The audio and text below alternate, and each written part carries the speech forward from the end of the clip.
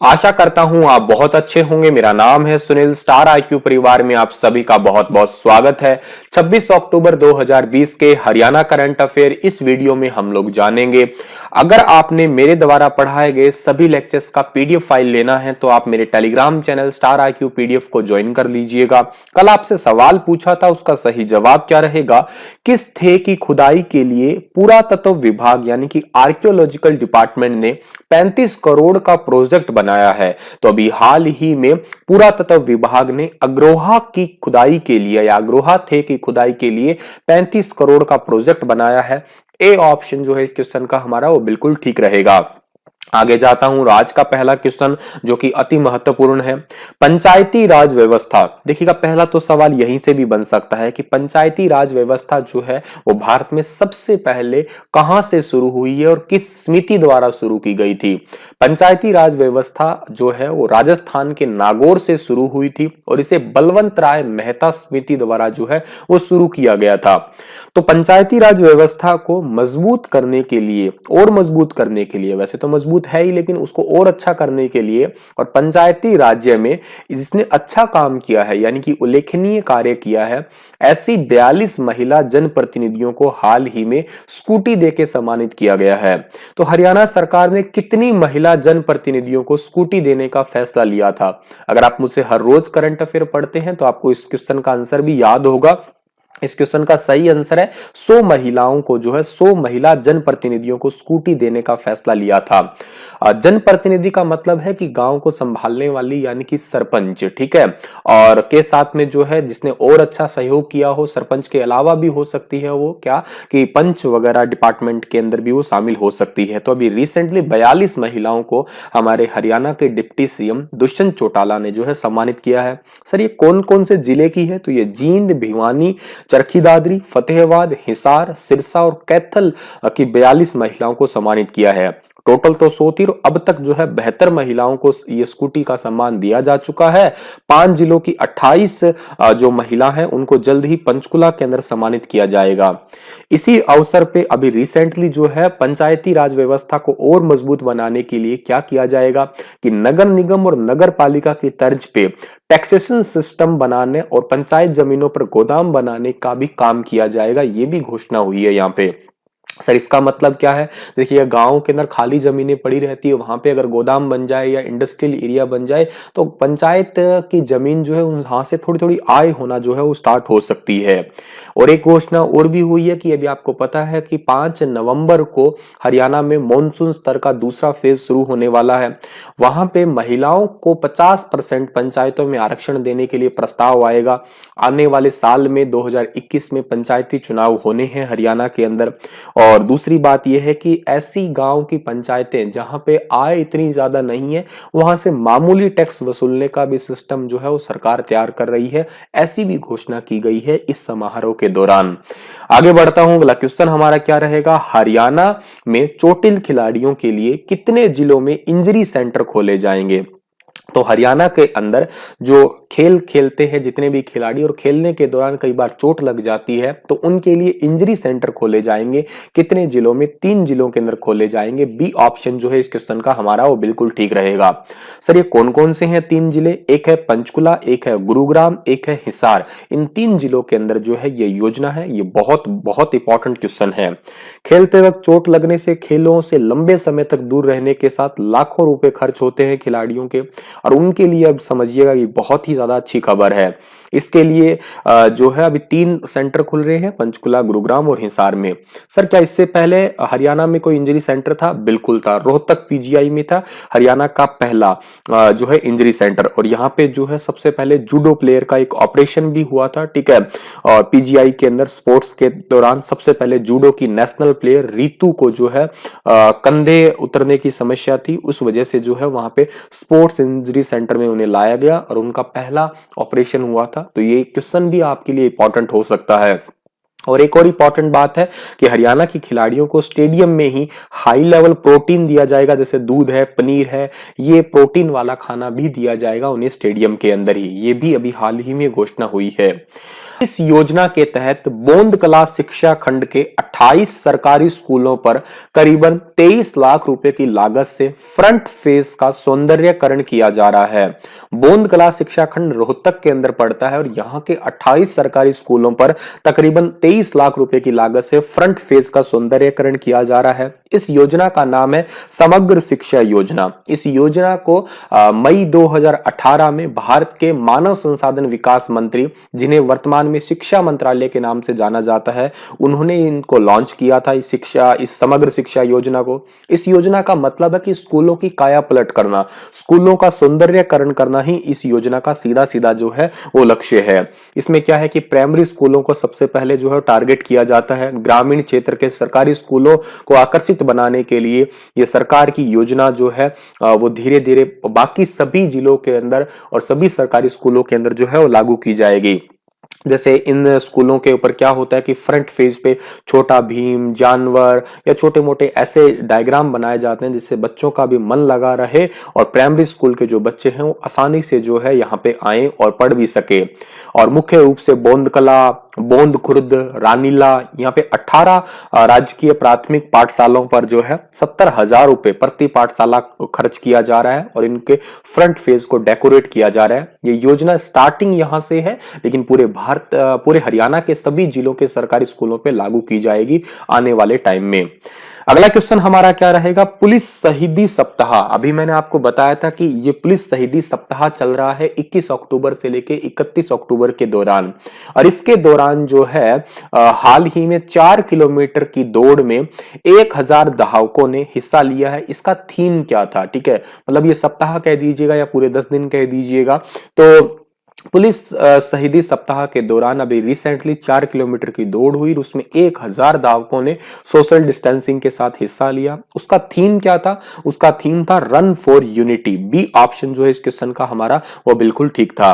और इसमें खेल विभाग ने भी हिस्सा लिया, दैट्स वाई ये क्वेश्चन बहुत ज्यादा इंपॉर्टेंट हो जाता है। ठीक है, joint police commissioner Kulwinder Singh ने जो है इसे हरी झंडी दिखा के इस दौड़ की शुरुआत की थी।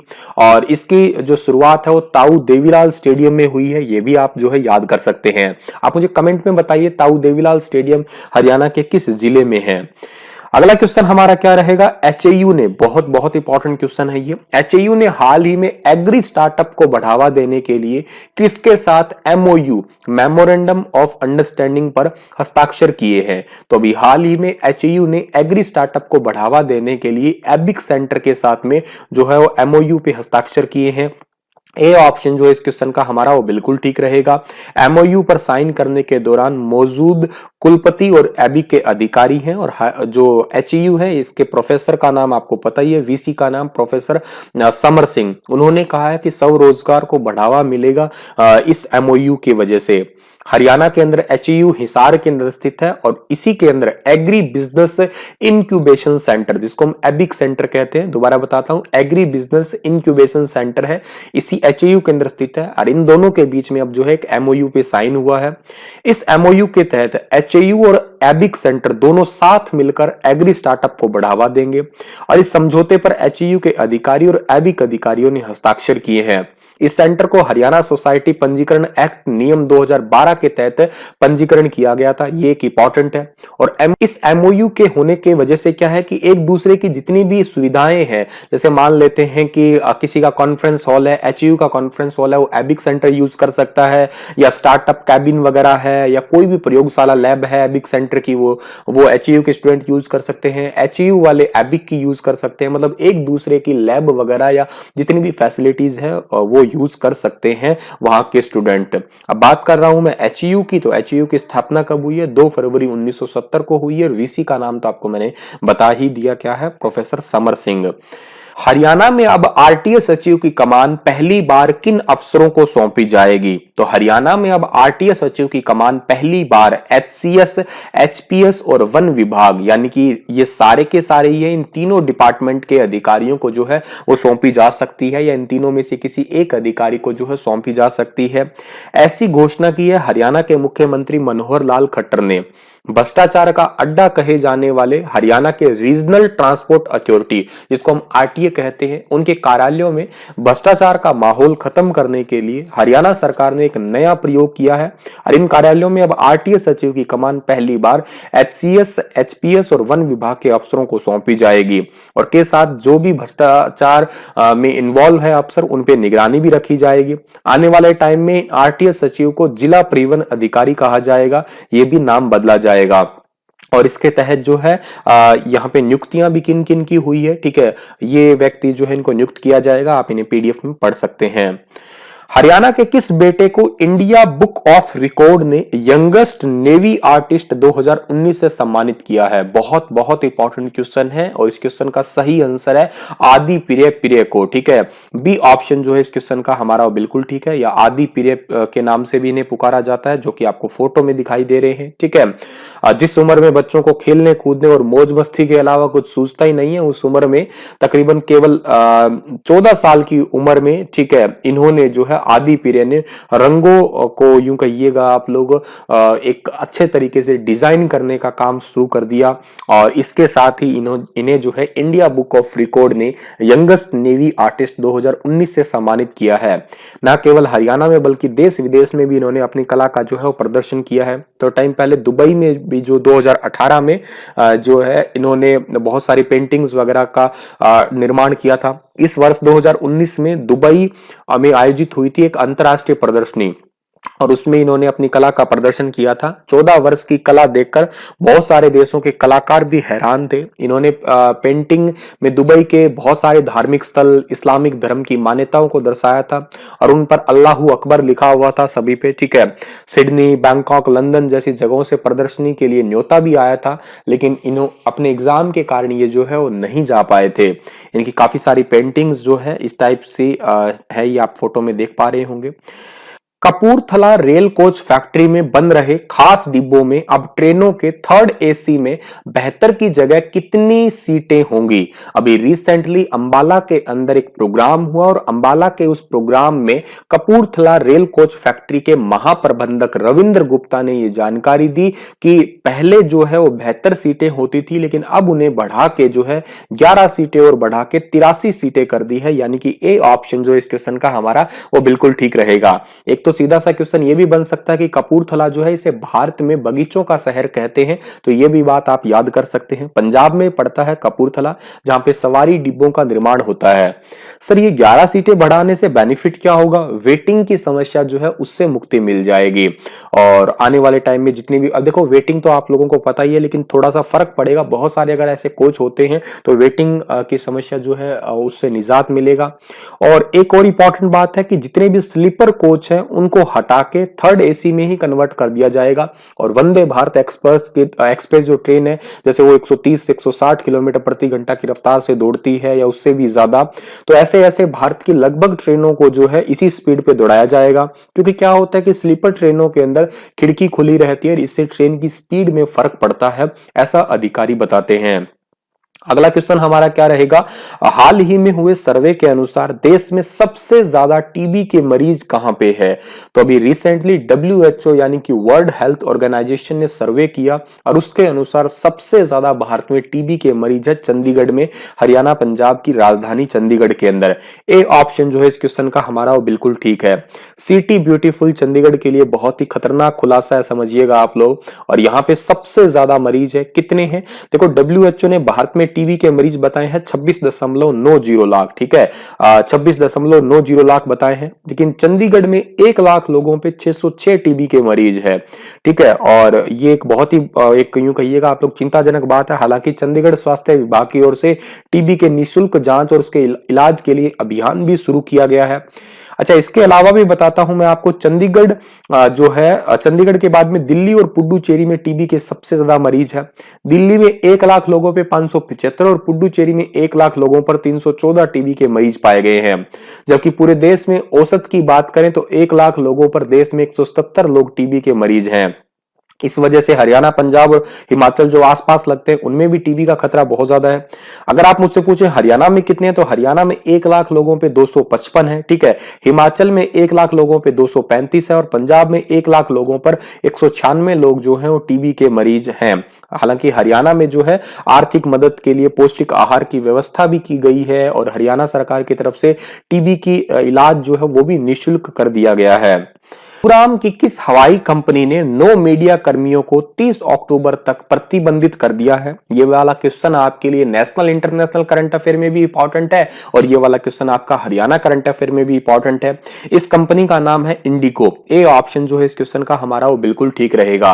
अभी रिसेंटली जो है इंडिको ने यात्रा के दौरान नियमों का उल्लंघन करने पर 9 मीडिया कर्मियों को 30 अक्टूबर तक जो है इंडिको की फ्लाइट के लिए प्रतिबंध कर दिया है। अभी रिसेंटली जो है कंगना रनौत की फ्लाइट थी 6E264, ये चंडीगढ़ से मुंबई जा रही थी। इसके दौरान मीडिया कर्मियों ने जो है वो सोशल डिस्टेंसिंग का पालन नहीं किया, कोविड-19 के जितने भी रूल हैं उनको नहीं फॉलो किया। इस वजह से जो है उन्हें अभी के लिए 30 अक्टूबर तक के लिए बैन कर दिया। और सीईओ कौन है इस इंडिगो के? रोना दुत्ता। स्थापना इसकी 2005 में और हेडक्वार्टर इसका गुरुग्राम में, तो ये इंपॉर्टेंट है हमारे लिए। इसी के साथ ये लेक्चर समाप्त होता है, पर आपके लिए क्वेश्चन क्या रहेगा? बैक्टीरियोलॉजिकल फूड टेस्टिंग किट हाल ही में किस यूनिवर्सिटी ने बनाई है? PIU, HAU, GJU, MDU? बताइए विस्तार से इस क्वेश्चन के बारे में। कल फिर हाजिर होऊंगा लेटेस्ट अपडेट के साथ में। तब तक आप हंसते रहना, मुस्कुराते रहना।